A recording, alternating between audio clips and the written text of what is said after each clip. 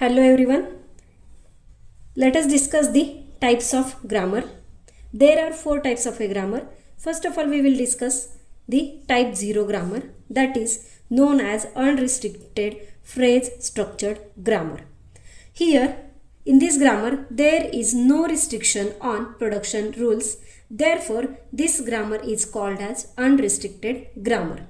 Here the production is of the form alpha gives beta. Here alpha and beta are the sentential form.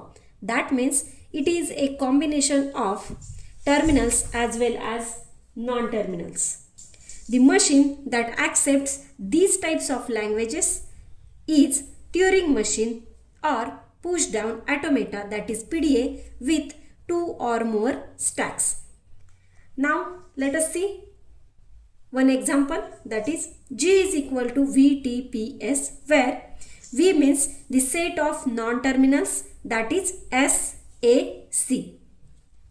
T means set of terminals, that is ABC. And the productions, first production is nothing but the S gives small a, capital A, small b, small c or epsilon. Next production is that A gives small a, capital A, small b, capital C or epsilon. Next one, capital C, B gives small b, capital C. Next one, capital C, B gives you small c, small c. These are some productions which doesn't have any restriction on production rule. That means in the left side of arrow, the contains terminal as well as non-terminals, and the right hand side of this arrow also contains the combination of terminals and non-terminals, that is variables. Let us consider one more example, that is G is equal to VTPS, where the V is the set of non-terminals like S, A, B, C, D and E. Set of terminals, that is only A.